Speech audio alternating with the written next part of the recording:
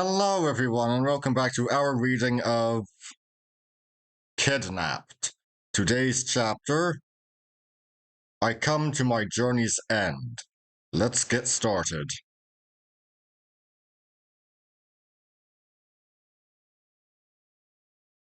On the forenoon of the second day, coming to the top of a hill, I saw all the country fall away before me down to the sea, and in the midst of this descent on a long ridge, the city of Edinburgh smoking like a kiln. There was a flag upon the castle, and ships moving or lying anchored in the firth, both of which, for as far away as they were, I could distinguish clearly, and both brought my country heart into my mouth.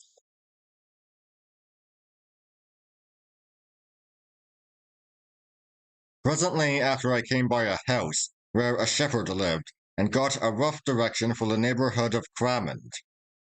And so from one to another worked my way to the westward of the capital by Colinton, till I came out upon the Glasgow road, and there to my great pleasure and wonder I beheld a regiment marching to the fifes, every foot in time an old red-faced general on a grey horse at one end, and at the other the company of grenadiers, with their Pope's hats.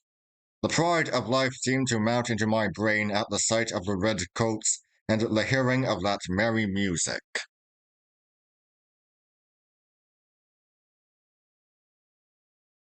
A little farther on, and I was told I was in Cramond parish, and began to substitute in my inquiries the name of the House of Shaws.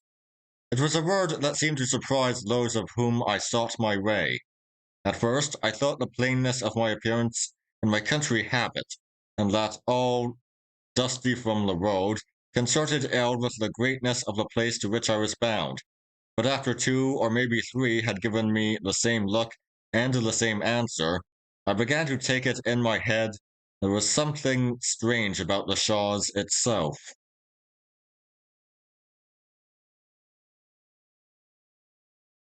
The better to set the spirit at rest, I changed the form of my inquiries, and spying an honest fellow coming along a lane on the shaft of his cart, I asked him if he had ever heard tell of a house they called the House of Shaws.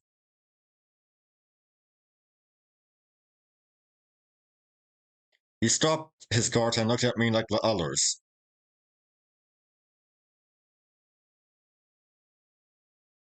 "Aye," said he, "what for?"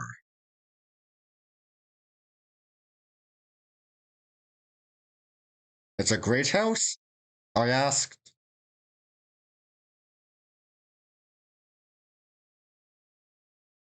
"Doubtless," says he, "the house is a big muckle house."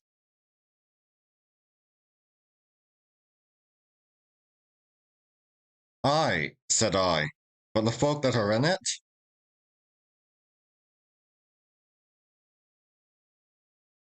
"Folk?" cried he. "Are you daft? There's nae folk there to call folk."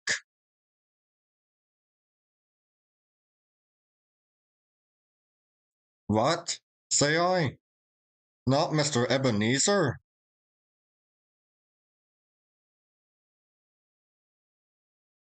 "Oh, aye," says the man.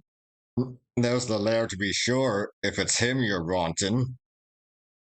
"What'll like be your business, Manny?"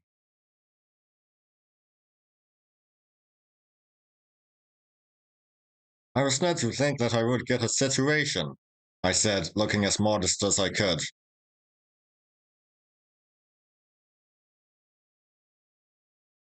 "What?" quoth the courter in so sharp a note that his very horse started, and then, "Well, Manny," he added, "it's nane of my affairs, but ye seem a decent spoken lad, and if you don't take a word from me, you'll keep clear of the Shaws."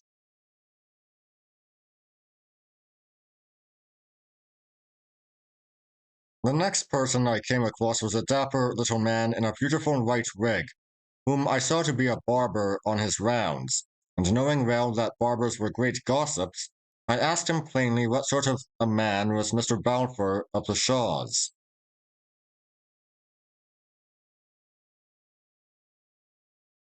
Hoot, hoot, hoot, said the barber. Nay kind of a man, nay kind of a man at all, and began to ask me very shrewdly what my business was. But I was more than a match for him at that, and he went on to his next customer no wiser than he came.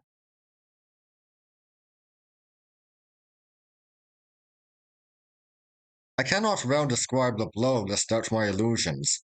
The more indistinct the accusations were, the less I liked them, for they left the wider field to fancy. What kind of a great house was this, that all the parish should start and stare to be asked the way to it? Or what sort of a gentleman that his own fame should be thus current on the wayside? If an hour's walking would have brought me back to Essendine, I had left my adventure then and there and returned to Mr. Campbell's. But when I had come so far already, mere shame would not suffer me to desist, till I had put the matter to the touch of proof. I was bound out of mere self-respect to carry it through, and little as I liked the sound of what I heard, and slow as I began to travel, I still kept asking my way and still kept advancing.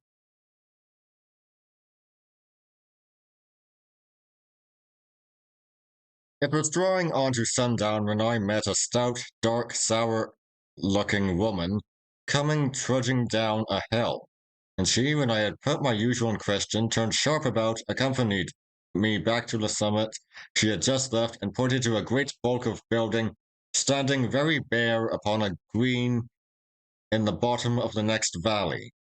The country was pleasant round about, running in low hills, pleasantly watered and wooded, and the crops to my eyes wonderfully good. But the house itself appeared to be a kind of ruin. No road led up to it, no smoke arose from any of the chimneys, nor was there any semblance of a garden. My heart sank. That? I cried.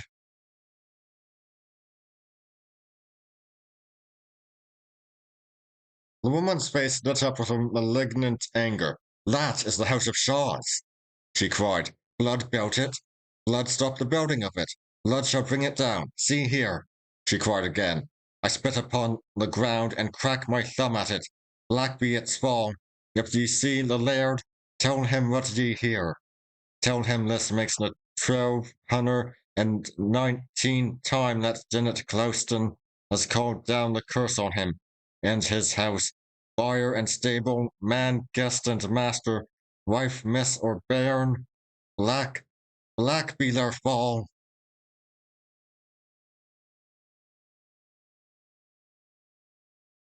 And the woman, whose voice had risen to a kind of eldritch sing-song, turned with a skip and was gone.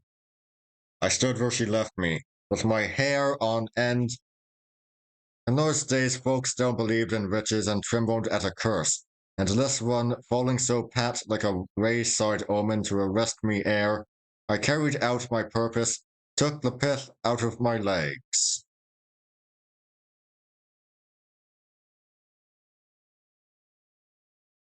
I sat down and stared at the house of Shaw's. The more I looked, the pleasanter that countryside appeared, being all set with hawthorn bushes full of flowers, the fields dotted with sheep, a fine flight of rooks in the sky, and every sign of a kind soil and climate, and yet the barrack in the midst of it went sore against my fancy.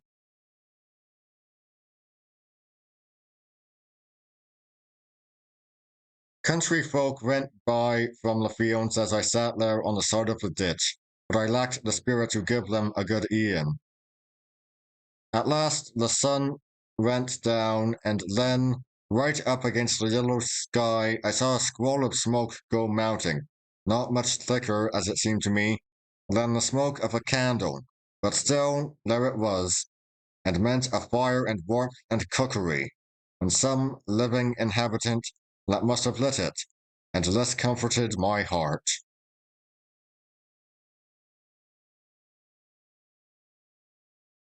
So I set forward by a little faint track in the grass that led in my direction, and was very faint indeed to be the only way to a place of habitation. Yet I saw no other. Presently it brought me to stone, uprights with an unroofed lodge beside them, and coats of arms upon the top. A main entrance. It was plainly meant to be, but never finished. Instead of gates of wrought iron, a pair of hurdles were tied across with a straw rope, and as there were no park walls nor any sign of avenue, the track that I was following passed on the right of the pillars and went wandering on toward the house.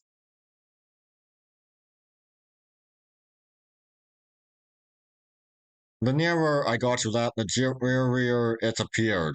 It seemed like the one wing of a house that had never been finished. What would have been the inner end stood open on the upper floors, and showed against the sky with steps and stairs of uncompleted masonry. Many of the windows were unglazed, and bats flew in and out like doves out of a dovecote.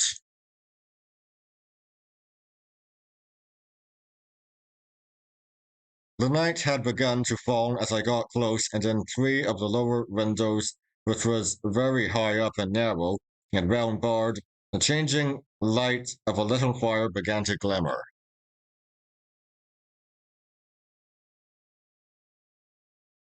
Was this the palace I had been coming to? Was it within these walls that I was to seek new friends and to begin great fortunes? Why in my father's house on Essen Waterside, the fire and the bright lights would show a mile away, and the door open to a beggar's knock?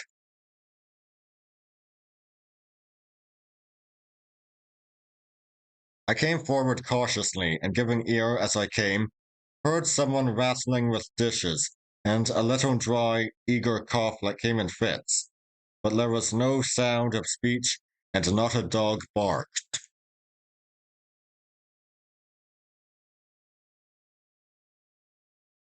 The door, as well as I could see it in the dim light, was a great piece of wood, all studded with nails, and I lifted my hand with a faint heart under my jacket and knocked once. Then I stood and waited. The house had fallen into a dead silence. A whole minute passed away, and nothing stirred but the bats overhead. I knocked again and hearkened again. By this time my ears had grown so accustomed to the quiet that I could hear the ticking of the clock inside as it slowly counted out the seconds. But whoever was in that house kept deadly still and must have held his breath.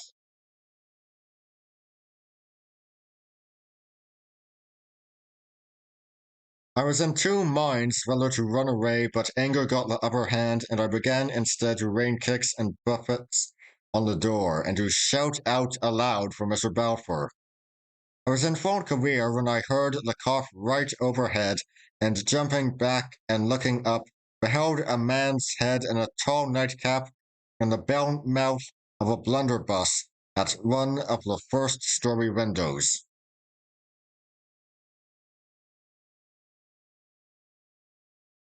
"It's loaded," said a voice.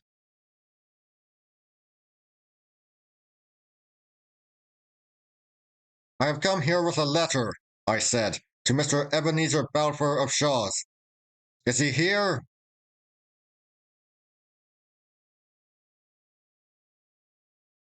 "From whom is it?" asked the man with the blunderbuss.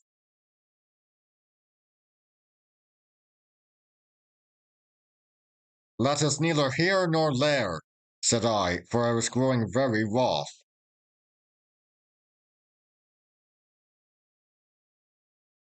"Well," was the reply, "ye can put it down upon the doorstep and be off with ye."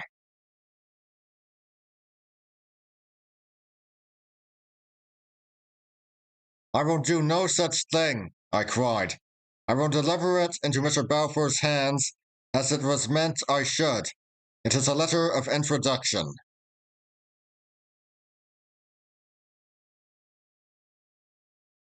"A what?" cried the voice sharply.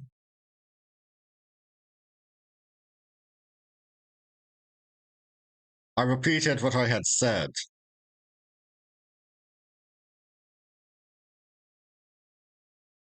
Who are ye yourself? Was the next question after a considerable pause.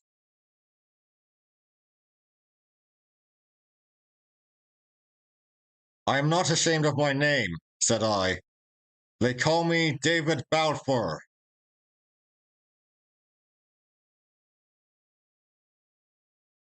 At last I made sure the man started, for I heard the blunderbuss rattle on the windowsill, and it was after quite a long pause and with a curious change of voice that the next question followed. Is your father dead?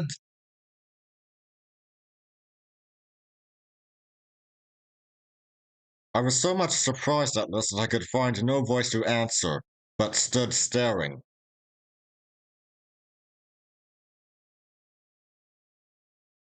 Aye, the man resumed. He'll be dead, no doubt, and that'll be what brings you chapping to my door. Another pause, and then defiantly, well, man, he said, I'll let you in, and he disappeared from the window.